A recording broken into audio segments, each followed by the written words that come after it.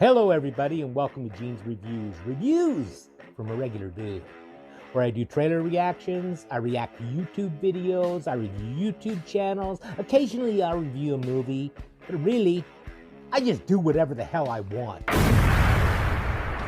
Hello, everybody, and welcome to Gene's Reviews. Reviews from a regular dude down in the basement.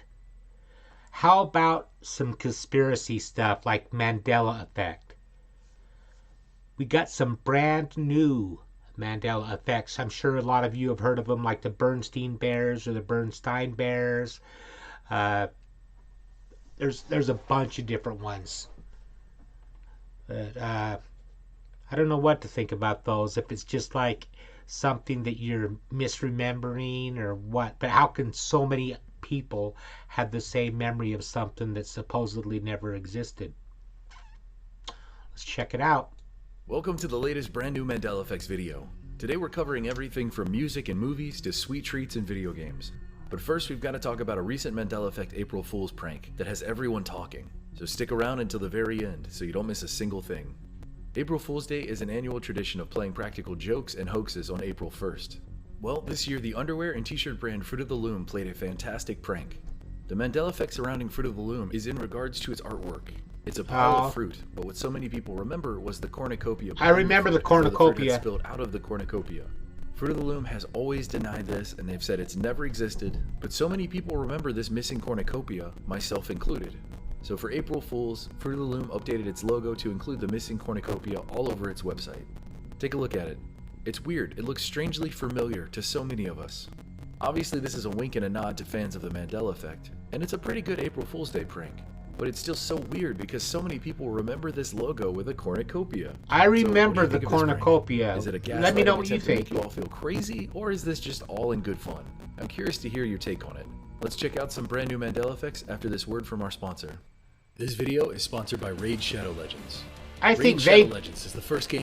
I think they probably did it just for fun. I don't think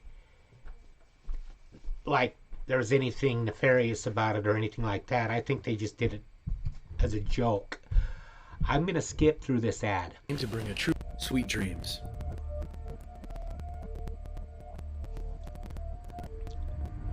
Recently on the television show Wheel of Fortune, a contestant had to solve a puzzle for a song lyric.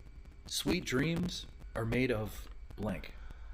The contestant got it wrong and I've heard this before. It's sweet dreams are made of this. But I always thought it was these. Sweet dreams are made of these. Lost a potential $4,000 extra in winnings, but luckily went on to still win the episode. What was his answer?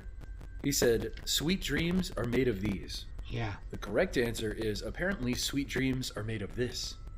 The lyrics I always come thought from it was the famous these. 1983 Eurythmics song titled It rhymes. Sweet Dreams. This caused a ton of confusion online, leading to multiple articles being written about not just this contestant losing, but also about how this lyric has been misheard for decades. That detail right there is what really interests me. The articles written didn't solely exist to make fun of the guy for saying the obviously wrong word in the puzzle. It's that even the writers of the article thought it was, sweet dreams are made of these. Yeah. Once I read a few of these articles, I couldn't stop researching this. How is it that so many people could have misheard this song lyric for so many years? And it begs the question, is it really as simple as everyone is misremembering the lyrics? Or is this a Mandela effect? I think that's the Mandela effect. Because I think it was these. The way this is said is extremely exaggerated. So perhaps that exaggeration is the cause of all this confusion. But I read multiple comments of people saying that these sounds better than this, especially with the flow of the song and the rhyming of the song. So what do you think about this? One of these articles that I read, the top comment underneath it was, sweet dreams are made of this? I was today years old when I learned that these isn't the correct lyric. One last detail I bring up about this is the Marilyn Manson cover of this song, where the debate continues to rage. Yeah. So I gave the song a listen with headphones on, and it does sound like these, but the lyrics for it say this. It's just weird. Is this all misremembering or mishearing, or has something actually changed? Let me hear it in the comments. I think in another dimension, it was these, and we've moved somehow, and now it's this.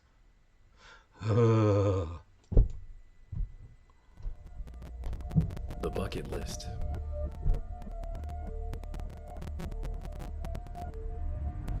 Here is a mind-blowing Mandela effect that is confusing and disturbing everyone. It's the phrase, the bucket list. A widely known phrase that refers to a list of things someone wants to do before they die. Maybe on your bucket list you have skydiving, or getting married, or traveling around the world. It's a super common phrase that has been around for a long time, but what if it hasn't? When do you think the phrase, the bucket list, was first used? I don't know. Just blurt out a time period. Was it the 1930s, the 40s, the 70s? It seems like everyone has a different opinion, but all the opinions are that this phrase has existed for quite a while.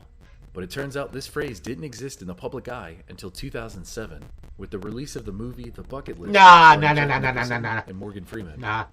Did this phrase simply come into existence with the release of that movie, and now its simple origin has been long forgotten? Or was... No, I'd heard of it before the movie.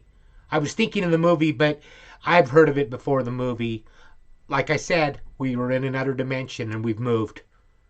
Has to be. This phrase always around. I want to hear your memories. And it's always been around, as far as I know. Crazy because I made one of these lists years and years ago. Yeah. Not only that, I used to work at Blockbuster back then during this time period. I can visualize it in my mind. I remember stacking DVDs of the bucket list on a side shelf. Apparently, the screenwriter for this movie, Justin Zackham, had an idea for a list of things to do before I kicked the bucket back in 1999 and decided to shorten it to the bucket list. This idea went on to He's become trying to just take the credit for it. Bullcrap. People have been digging for evidence that this phrase existed before 2007. Way before. Nothing has been found. Nothing. In fact, Justin Zackham said in an interview, the film's release brought the phrase into common parlance. And as a testament to how natural and idiomatic it sounds, many people assume that the term must have long predated the movie. So even Justin Zackham, the writer of The Bucket List, believes that he created the term bucket list and that it didn't exist beforehand. So what do you believe? Is he correct? Did he come up with this phrase, or did it exist previous to that? Was the bucket list always a phrase? This one honestly has me scratching my head. I could have sworn this existed before that movie. I heard it before the movie. I know I did. This is a Mandela effect. Another fun detail I caught on to. So it's a Mandela effect. For this particular segment, the term catfishing, as in someone who pretends to be someone that they're not on social media. Turns out that did not exist prior to the 2010 documentary Catfish. It simply didn't exist in that context until then. I'm not saying that's a Mandela effect, but I found it pretty interesting, and I thought you would too. That could be true. Let me hear all your thoughts on this in the comments below. I'm not so sure about that one. Boots Popsicle.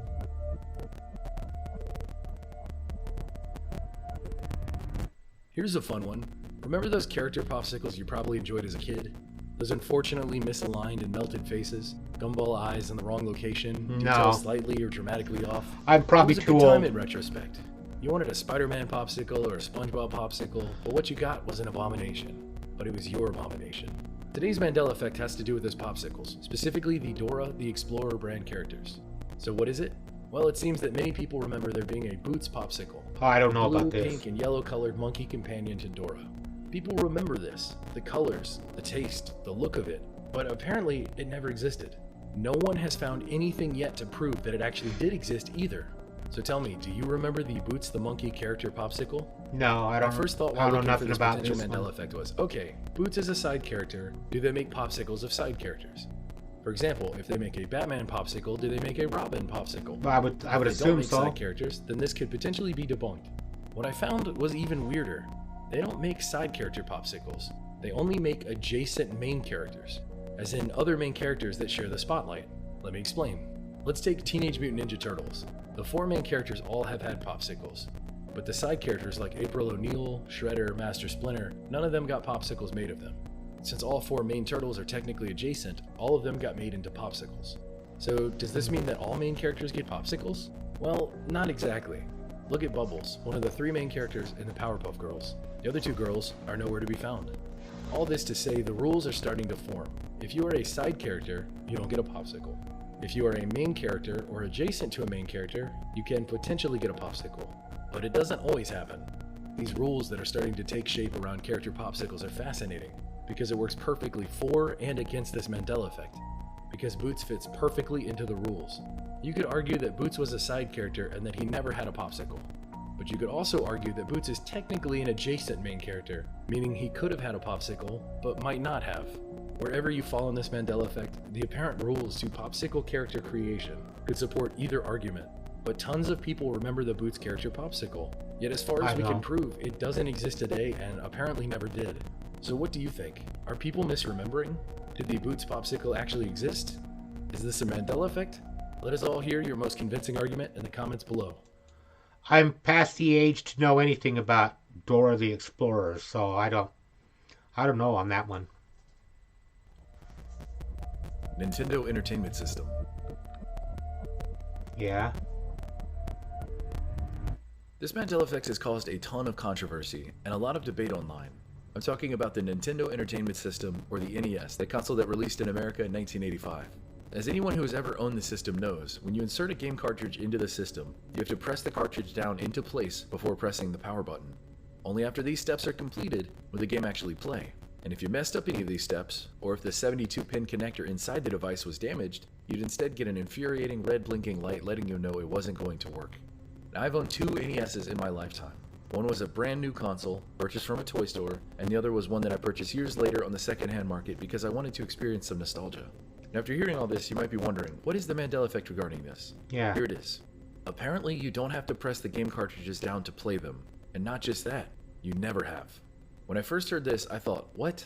There's no way this is correct. But it seems like it is. The games were apparently playable without pressing them all the way down in the system. And if Would it go down automatically when you closed it? you've never used I've it had before, one. you have no idea how mind-blowing this actually is. It totally changes the functionality of a device people have used for over 35 years. I've been digging into this topic for days, and it's been really strange. I found forum posts from 2008, 2010, 2014, and 2018 of people being confused that their NES systems work without their game cartridges being pushed down all the way. Then on the other side of the internet, I keep finding videos of people saying this is an effect of replacing the 72-pin connector inside the device. But surely this isn't just a case of every single NES console out there having its internals replaced, right? You're talking potentially tens of millions of consoles and all of them have had their internals replaced? I suppose it's a possibility, but I've also found Reddit threads and comments from people claiming that they have their original NES consoles from their childhood that have never had anything replaced and now work without pushing down the game cartridges. Weird mysteries like this are always so fun to pursue and try to solve.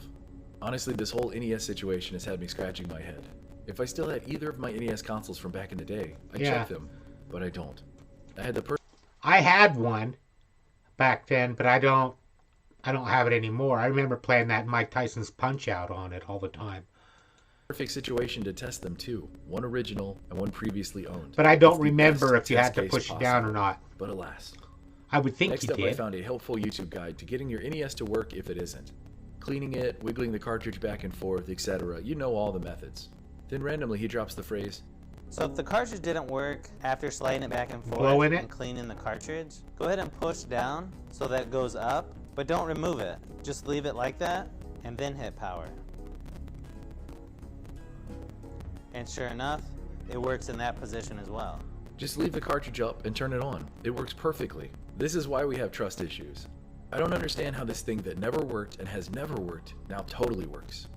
I had to go back to the beginning to see if I was really losing my mind. So I looked up an original owner's manual for the Nintendo Entertainment System just to see what it said.